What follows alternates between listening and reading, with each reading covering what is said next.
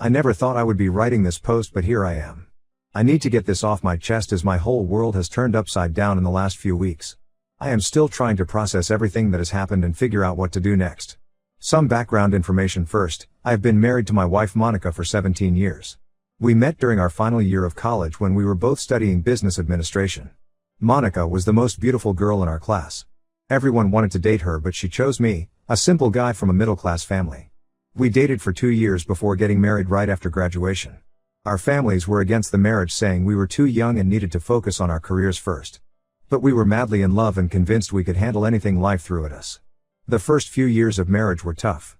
We both worked entry-level jobs trying to make ends meet. We lived in a tiny one-bedroom apartment and could barely afford groceries some months. Despite the financial struggles, we were happy. Monica was always optimistic and kept saying things would get better soon. Then came the biggest surprise of our lives. Monica was pregnant. We hadn't planned for a baby so soon, but were excited about becoming parents. However, the timing couldn't have been worse. Monica had just lost her job due to company downsizing, and I was barely making enough to cover our basic expenses. This was when I got lucky and landed a job at Anderson & Partners, one of the top consulting firms in our city. My boss Peter personally hired me after a grueling interview process. He saw potential in me despite my lack of experience and took me under his wing. The salary was much better than my previous job and helped us prepare for the baby's arrival.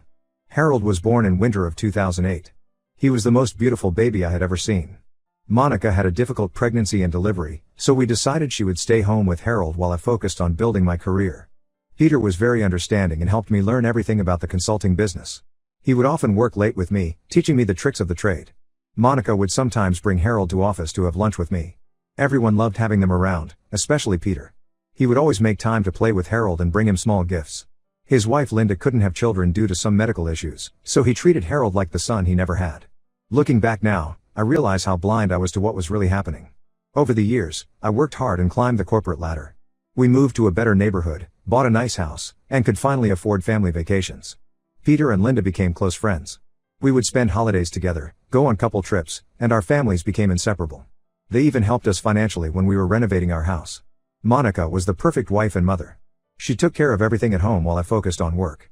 She was active in Harold's school activities, hosted dinner parties for my colleagues, and everyone admired how well she managed everything. Peter would often comment on how lucky I was to have such a wonderful wife. The changes started about 6 months ago. Monica began acting differently. She started dressing up more even when staying at home. She got a new phone and would get very protective about it. If I came near her while she was texting, she would quickly lock the screen or turn it face down. When I asked about it, she said I was being paranoid and needed to trust her more. She also started showing more interest in my work schedule, especially my business trips. She would ask detailed questions about when I would leave and return. Whenever I had to travel, she would insist on not disturbing her in the evenings as she would be busy with her book club meetings or helping Harold with school projects. Last month, I had to go to Chicago for a week-long conference. 2 days into the trip, most of the meetings got canceled as the main client had a family emergency. I decided to return home early and surprise Monica. I didn't tell her I was coming back as I wanted to see her genuine reaction. I reached home around 7 p.m. on a Wednesday. The lights were on and I could hear music playing inside. I used my key to enter quietly, thinking I would surprise Monica in the kitchen where she usually prepared dinner at this time. But the kitchen was empty. I heard noises coming from upstairs. As I climbed the stairs, I started hearing voices from our bedroom. I recognized Monica's laugh, but there was also a man's voice. My heart started racing as I approached the door. What I saw when I opened it will haunt me forever. Monica was in bed with Peter. They were so engrossed in each other that they didn't notice me at first. When Monica finally saw me standing in the doorway, she screamed and tried to cover herself. Peter jumped out of bed and started grabbing his clothes. I stood there frozen, unable to process what I was seeing. My wife and my boss, the two people I trusted most in my life, had betrayed me in the worst possible way. Monica started crying and begging me to let her explain. She kept saying it wasn't what it looked like. Peter didn't say anything. He just got dressed and walked past me like I wasn't even there. I heard his car start and drive away as Monica continued crying and pleading with me. That night, after hours of crying and screaming, Monica finally told me everything. The affair had started just months after I joined the company. What began as innocent flirting during office parties turned into secret meetings and hotel rendezvous. They had been seeing each other behind my back for almost my entire career at the company. But the worst was yet to come. Through her tears, Monica confessed that Harold wasn't my biological son. She had gotten pregnant early in her affair with Peter but decided to pass the baby off as mine to avoid any scandal. She said she had wanted to tell me many times over the years but couldn't bear to hurt me. Everything made sense now. Why Peter had always been so interested in Harold's life, why he treated him specially compared to other employees' children, why Harold had Peter's blue eyes while Monica and I both had brown eyes. I had never questioned it because the possibility of such betrayal had never crossed my mind. I kicked Monica out that night. I couldn't stand looking at her face or listening to her excuses anymore. She kept trying to convince me that despite everything, she did love me in her own way. But how can you say you love someone after lying to them for 15 years about their own child? The next day, I went to office early. I knew Peter would try to damage control the situation, so I beat him to it. I called an impromptu meeting with the entire department and exposed their affair in front of everyone. I also told Linda, who had just arrived for a breakfast meeting with Peter. The look of shock and pain on her face made me realize she had no idea about any of this. Peter tried to play it cool at first, saying I was making false accusations out of jealousy over his success. But when Linda confronted him about specific dates and incidents, he couldn't keep up the lies anymore. He got angry and threatened to fire me for creating a hostile work environment. Linda left the office in tears while everyone watched in shocked silence. The hardest part was telling Harold. I sat him down after school and tried to explain everything as gently as possible. To my surprise, he wasn't shocked at all. He told me he had known for about 2 years that I wasn't his biological father. He had overheard Monica talking to someone on phone about keeping the truth from me. He had done some research on genetics after that and realized that it was impossible for 2 brown-eyed parents to have a blue-eyed child. Harold said he never brought it up because he was afraid of losing me. He told me that regardless of biology, I was his real father, the one who had taught him to ride a bike, helped him with homework, coached his baseball team, and been there for every important moment of his life. He said he didn't want to have anything to do with Peter or Monica and wanted to continue living with me. Now I am stuck in this impossible situation. Monica wants Harold to build a relationship with his biological father. Peter is suddenly acting like he has rights over my son and is threatening legal action. Harold is refusing to see either of them and gets angry whenever I bring up the subject. I love Harold like my own flesh and blood, but I don't want to be the reason he misses out on having a relationship with his biological father. I need advice on how to handle this situation. Should I force Harold to meet Peter? Should I fight for custody or step aside since I am not his real father? Am I being selfish in wanting to keep Harold with me? Any suggestions would be appreciated. Edit. Thank you everyone for your support and advice. Many of you asked about the DNA test. Yes, I got it done immediately after Monica's confession and it confirmed that Harold is not my biological son. Update 1. It's been 3 weeks since my original post. First, I want to thank everyone for their supportive comments and messages. The situation has gotten more complicated, and I need to get this off my chest. Monica moved back to her parents' house the day after I kicked her out. Her parents called me multiple times trying to convince me to give her another chance. They kept saying that marriages go through rough patches and that I should think about Harold's future. When I told them about the 15-year affair and Harold's real father, they went quiet. Apparently, Monica had told them I was being unreasonable about a recent minor indiscretion. Last week, I received a letter from Monica's lawyer. She is filing for divorce and wants full custody of Harold. Her lawyer claims that since I am not Harold's biological father, I have no legal rights over him. They are arguing that I am emotionally manipulating Harold and turning him against his mother and real father. The letter also mentioned that Peter is willing to take full financial responsibility for Harold's upbringing and education. I immediately hired Karen, a lawyer who specializes in family law. She was recommended by a colleague who went through a similar situation. Karen says we have a strong case because I am listed as the father on Harold's birth certificate and have been acting as his father for 15 years. She also said that at Harold's age, the court will consider his preferences regarding custody. The situation at work has become unbearable. Peter tried to fire me claiming poor performance, but HR intervened. They said firing me right after I exposed the affair would look like retaliation and could lead to a lawsuit. Instead, they moved me to a different department on the other side of the building. Most of my colleagues are supportive, but office politics have made things awkward. Some people who used to be friendly now avoid me in the hallways or stop talking when I enter the break room. I overheard someone saying I should have handled things privately instead of creating drama at work. But how was I supposed to stay quiet about such betrayal? Linda, Peter's wife, filed for divorce last week. She hired a private investigator who discovered that Peter had multiple affairs over the years. Monica wasn't his first or only mistress. Linda came to see me and apologized for not believing me years ago when I mentioned Peter's inappropriate behavior with female employees. She had noticed signs, but Peter always managed to convince her she was being paranoid. The most shocking development came when Monica's sister Rachel reached out to me. Rachel and I were never close as she lives in another state, but she felt I needed to know the whole truth. She revealed that Monica and Peter had been planning to leave their spouses and start a new life together. They were waiting for Harold to turn 18 before making their relationship public. Rachel showed me screenshots of conversations between her and Monica from the past few years.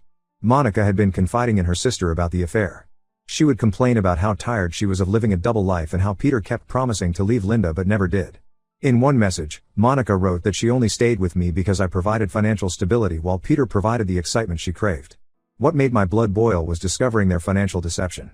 Rachel revealed that Monica had been transferring money from our joint account to a secret account for years. Every month, she would move $500,1000 claiming it was for Harold's college fund. But actually, she used that money to fund her lifestyle with Peter, expensive hotels, gifts, weekend getaways disguised as business trips.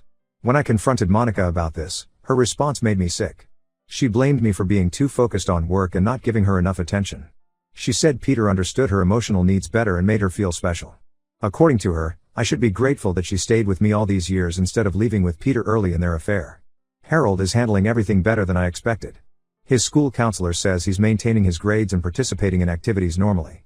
But he absolutely refuses to see Peter despite Monica's constant attempts to force a meeting. He deleted Monica's number from his phone after she kept sending him guilt-tripping messages about denying his real father a chance to know him. Last week, Peter showed up at Harold's school during lunch break. He tried to talk to Harold in the parking lot, claiming he had rights as his biological father. Harold called me immediately, and I had to leave an important meeting to handle the situation. When I arrived, Peter was still there, trying to convince Harold to hear him out. I threatened to call the police if he didn't leave immediately. After this incident, Karen suggested we file for a restraining order against Peter. She says his behavior at the school could be considered harassment, especially since Harold has clearly expressed his wish not to have any contact with him. We have a court hearing next week to discuss this. Monica's latest move was to start a smear campaign against me in our social circle. She's telling everyone that I was an emotionally distant husband who neglected her needs, forcing her to seek comfort elsewhere. Some of our mutual friends have taken her side, saying I am being too harsh and should think about reconciliation for Harold's sake. What these people don't understand is that this isn't just about the affair. Monica and Peter didn't just betray my trust, they stole 15 years of my life through their lies. They let me believe I was Harold's father while laughing behind my back. How can anyone expect me to forgive such calculated deception? I am trying to stay strong for Harold, but some days are harder than others. Every happy memory I had of our family now feels tainted. I keep questioning every moment of our marriage, wondering what else was a lie. The only thing keeping me going is Harold's unconditional love and his choice to stay with me despite everything. This whole situation has taught me that blood doesn't make a family, love and loyalty do. I may not be Harold's biological father, but I am the one who has been there for him every day of his life. No court or DNA test can change that fact. Update 2. 2 months have passed since my last update. I never thought the situation could get worse, but it has. The divorce proceedings have turned incredibly ugly. Monica is demanding half of everything, including the house I bought mostly with my inheritance money. Her lawyer argues that since she was a stay-at-home mom for several years after Harold was born, she deserves substantial alimony for sacrificing her career. My lawyer Karen says Monica's affair and financial fraud will significantly impact the divorce settlement. We have solid evidence of her stealing money from our joint account over the years. The total amount she transferred to her secret account exceeds $100,000. When the judge saw the bank statements, he ordered a complete audit of our finances. Last week's custody hearing was intense. Monica came prepared with a whole new narrative about our marriage. She claimed I was an emotionally abusive husband who controlled her every move. According to her testimony, I monitored her spending, isolated her from friends, and made her depend on me financially. She said she stayed in the marriage only because she feared losing Harold. Peter testified in Monica's favor. He claimed he had witnessed me being aggressive at work multiple times, especially towards female colleagues. He painted a picture of me as a dominating person who used my position to intimidate others. I couldn't believe how easily he could lie under oath. Fortunately, several of my colleagues stepped forward to dispute these claims. They testified about Peter's history of inappropriate behavior with female employees and how he often used his position to pressure younger staff members. 3 women from the office also came forward with stories about how Peter had made unwanted advances towards them over the years. The biggest bombshell came from Linda. After filing for divorce, she had hired a private investigator to look into Peter's past affairs. The investigator discovered something none of us expected: Peter and Monica have a secret child together. They had given the baby up for adoption 12 years ago. When this evidence was presented in court, Monica finally broke down. She admitted that she had gotten pregnant during their affair around the time Harold was 3. Peter convinced her to give the baby up for adoption to protect their secret. They worked with a private adoption agency in another state and never told anyone about it. The judge was furious about this deception, especially since Monica had been demanding custody of Harold while hiding the existence of another child. Her credibility was completely destroyed. The revelation also impacted Peter's attempt to claim parental rights over Harold, as it showed a pattern of abandoning his children when it suited him. Harold took the news about his secret sibling very hard. He locked himself in his room for days after finding out. When he finally opened up to me, he said he felt betrayed all over again.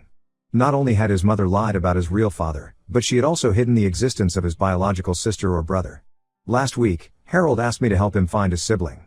He said he has a right to know about his biological family history, especially regarding any genetic health conditions. While I understand his curiosity, I'm worried about opening this can of worms. The adopted child might not know they're adopted, or their family might not want any contact. Monica tried to use Harold's interest in finding his sibling as leverage. She offered to share all the information about the adoption if he agreed to spend weekends with her and Peter. Harold refused, saying he would find his sibling through legal channels rather than make deals with people who had lied to him his whole life. The private investigator Linda hired also uncovered financial records showing that Peter had been supporting Monica in more ways than we knew. He had set up a separate company in her name and was channeling money through it, possibly to avoid taxes. This information has now been turned over to the relevant authorities. Karen says all these revelations strengthen our case for both the divorce settlement and custody arrangements. The judge seems inclined to consider Monica's deception and financial fraud when making his final decision. We have another hearing scheduled for next month where the custody arrangement will be finalized. Meanwhile, Harold has started talking about changing his last name to mine legally. He says he doesn't want to have any connection to Peter's family name once the truth about his birth certificate comes out. While I'm touched by this gesture, I told him to take time and think it through carefully. These are big decisions that shouldn't be made in anger. Update 3, it's been 6 months since everything came to light. The dust has finally started to settle. The divorce was finalized last week, and things turned out better than expected. Due to Monica's documented infidelity, financial fraud, and the hidden adoption, she got much less than she demanded. The judge awarded me the house since I had paid for most of it with my inheritance. She only got a portion of our joint savings after returning the money she had stolen over the years. The custody battle ended in my favor as well. The judge granted me primary custody of Harold with Monica getting supervised visitation rights every other weekend. However, Harold still refuses to see her. Peter also got limited visitation rights as the biological father, but Harold maintains his stance of not wanting any relationship with him. I left Anderson and Partners last month. The work environment had become too toxic to handle. Peter tried to make my life difficult by assigning impossible deadlines and criticizing my work in front of clients. Surprisingly, his behavior worked in my favor. 3 major clients who witnessed his unprofessional conduct followed me when I joined Stewart Consulting, a competing firm. My new position pays significantly better and the work environment is much healthier. Monica and Peter moved in together after both their divorces were finalized. They bought a house in the upscale part of town and seem happy together. However, their actions have cost them dearly in terms of relationships. Most of their friends have cut ties with them. Even Monica's parents, who initially supported her, have distanced themselves after learning about the secret adoption. Harold has started seeing a counselor to help him process everything. He's doing much better now and has joined the school basketball team. His grades have improved, and he's talking about college plans. We managed to locate his biological sibling, a girl named Emma living with her adoptive family in Colorado. Her parents were understanding when we reached out and agreed to let Harold and Emma exchange letters. They want to wait until both kids are 18 before allowing any direct contact. Linda has become an unexpected ally throughout this ordeal. She helped us navigate the legal process and even testified against Peter despite his attempts to buy her silence. She recently moved to Florida to start fresh but stays in touch regularly. She treats Harold like a nephew and sends him birthday and Christmas gifts. The financial investigation into Peter's company revealed extensive tax fraud. The authorities are building a case against him. Several former employees have come forward with evidence of his unethical business practices. There's talk that he might face criminal charges. Monica is also implicated in some of these dealings through the shell company he set up in her name. I've started dating again recently, though taking things very slow. Met someone named Amy through a mutual friend. She's divorced too and understands the importance of putting kids first. Harold seems comfortable around her, which is a good sign. But I'm not rushing into anything serious. My priority remains helping Harold navigate this challenging phase of his life. Some people still ask why I chose to keep fighting for custody of a child who isn't biologically mine. They don't understand that being a father isn't about DNA. It's about being there every day, sharing both joy and pain, and putting your child's needs before your own. Harold is my son in every way that matters. Looking back at these 6 months, I realize that while the truth hurt terribly, it also set us free from living a lie. Harold and I are building a stronger relationship based on honesty and trust. We're not just surviving this crisis, we're growing stronger through it. The road ahead might not be easy, but we'll face it together as father and son. This will be my last update. Thank you all for your support throughout this journey. Your advice and encouragement helped me stay strong when things got tough.